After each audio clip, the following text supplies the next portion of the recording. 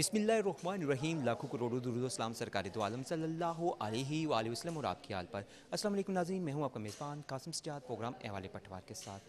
आज के वाले पटवार में हम बात करेंगे 9 नवंबर 1877 को सियालकोट के शहर शेख नूर मोहम्मद के घर पैदा होने वाले बच्चे का नाम मोहम्मद इकबाल रखा गया, जिसे बाद में सर लामा इकबाल डॉक्टर मोहम्मद इकबाल का खिताब भी दिया गया।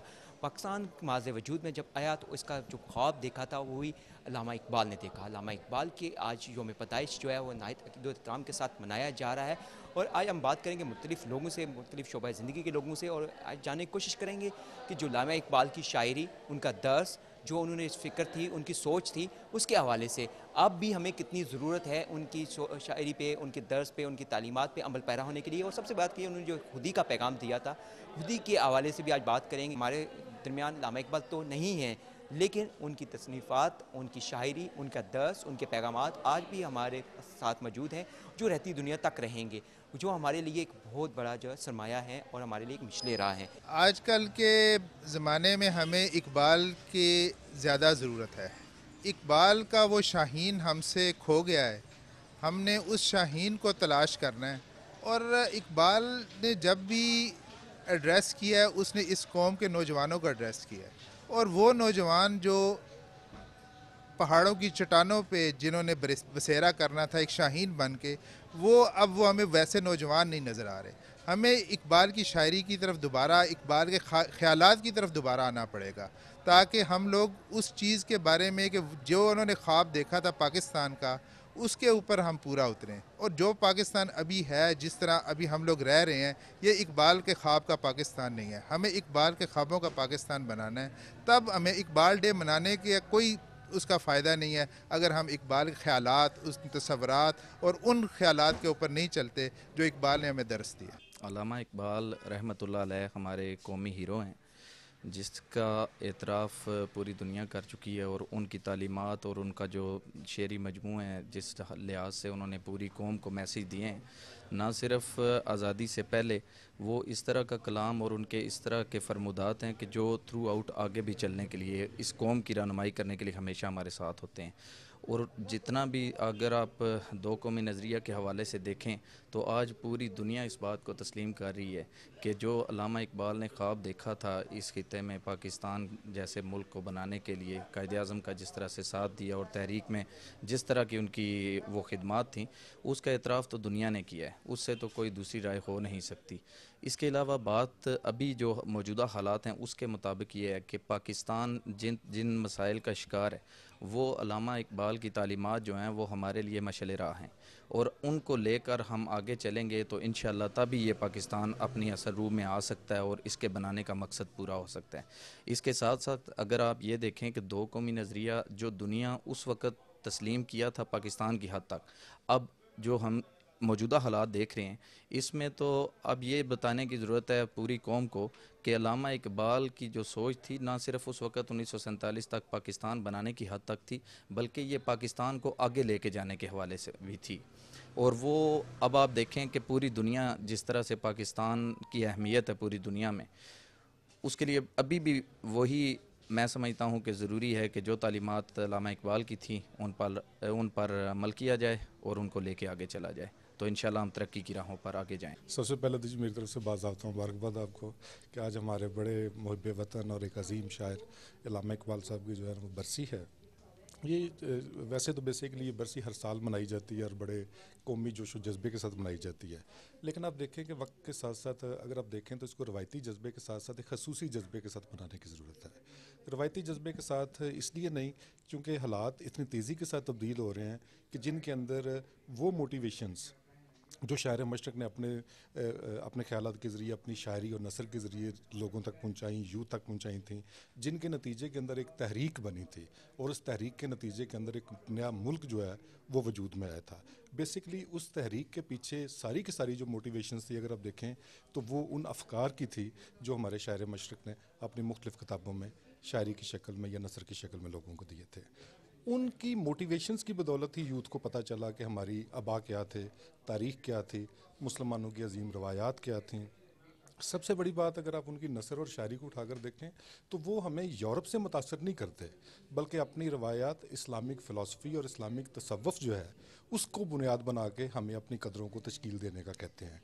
तो जब तक हम अपनी रवायात को और हमारा जो अपना इस्लामी तशख़्ख़ुस और तसव्वुफ़ है उसको जब तक हम नहीं करेंगे, उस वक़्त तक हमारी जो सारी की सारी सूरत हाल है वो तब्दील नहीं हो सकती। हमने बेसिकली मुतासर होना जो है ना उसको ज़्यादा बुनियाद बनाया अपनी ज़िंदगी की, जबकि हमारे इस अजीम फ़लसफ़ी शायर ने हमें बताया कि यूरोप जिनकी कदरों से वक्ती तौर पे अपनी आँखों को आप खेरा करते हैं और उसकी रवायात को बड़ा आप आइडियलाइज़ करते हैं, ये चीज़ आपके लिए ठीक नहीं है।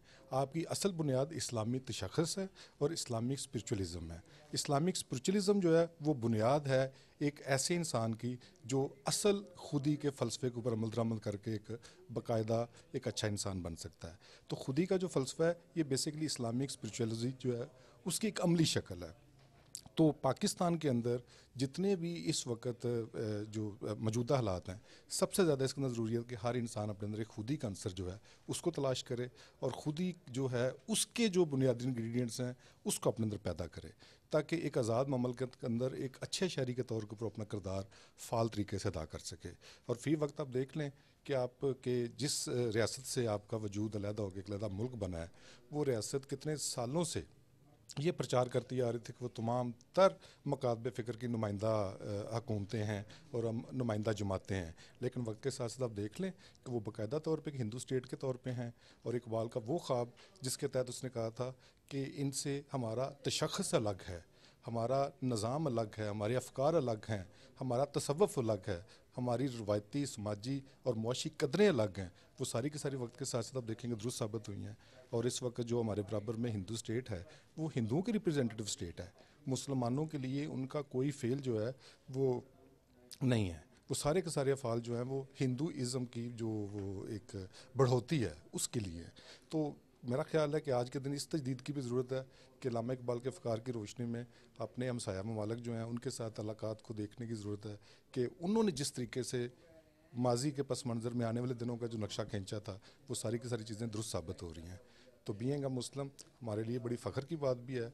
और आज के दिन हम सबको मेरा ख्याल है कि ये तजदीद भी करनी चाहिए कि अल्लामा इकबाल साहब की शायरी और नसर तमाम तर को दिल से ना सिर्फ पढ़ने की ज़रूरत है बल्कि उनके ऊपर अमल दरामद करने की भी ज़रूरत है, ताकि हम कौमी सतह के ऊपर एक अजीम इंसान और एक अजीम कौम बन सकें। अल्लामा इकबाल जैसी शख्सियात हैं जो वो बड़ा अरसे बाद रुनमा होती हैं, पैदा होती हैं।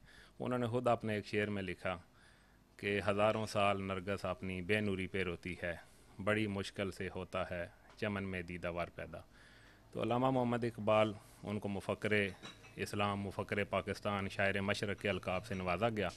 अल्लामा इकबाल ने जो दो कौमी नज़रिए का मंजर पेश किया था, बेसिकली दो कौमी नज़रिया जो वो पाकिस्तान के क़याम की जो बुनियाद है ना वो दो कौमी नज़रिया ही बना कि मुसलमानों का और जो दूसरी अक़वाम थी इनका रहन सहन का तरीका, इनकी इबादत का तरीका यकसर मुख्तलिफ था। तो इसी बुनियाद के ऊपर पाकिस्तान मर्द वजूद में आया। अल्लामा इकबाल ने जो तस्वर पाकिस्तान का पेश किया उसमें उनकी बेसिकली जो अल्लामा इकबाल का हम तदरीस वगैरह में पढ़ा रहे हैं वो सिर्फ उनकी चंद नज़मों तक हमने महदूद कर दिया है। हालांकि इकबालियात है जो ये एक बहुत वसी और बहुत बड़ा चैप्टर है, ठीक है। अल्लामा इकबाल की तालीमात और फ़िक्र है जो ये उम्मत में इत्तेहाद पैदा करने के लिए बहुत मतलब ज़रूरी है। इसलिए हमें चाहिए कि हम अपने बच्चों को छोटी क्लासों से इकबालियात के मौजू के ऊपर कुछ ना कुछ मतलब उनको तालीम दें।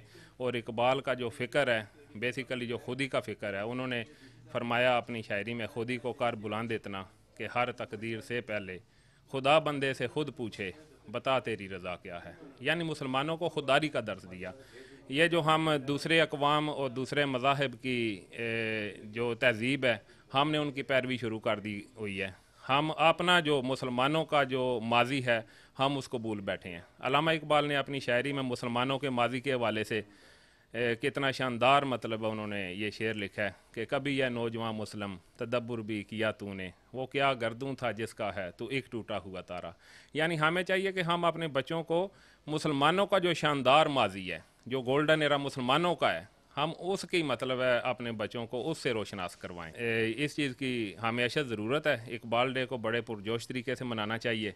इकबाल डे स्कूलों में तकारीब मुनक्कद होनी चाहिए, सोशल लेवल पर तकारीब मुनक्कद होनी चाहिए, ये दफातर के लेवल के ऊपर तकारीब मुनक्कद होनी चाहिए। आपकी बहुत बड़ी काविश है, आपका ये प्रोग्राम बहुत अच्छा है इस सिलसिले में। तो इसी तरह अगर हम तमाम पाकिस्तानी मुत्तहिद होकर यकजा होकर हम अल्लामा इकबाल की तालीमात को पढ़ना और समझना शुरू कर दें तो मेरे ख्याल में पाकिस्तान के बहुत सारे मसाइल हैं जो वो हल हो सकते हैं।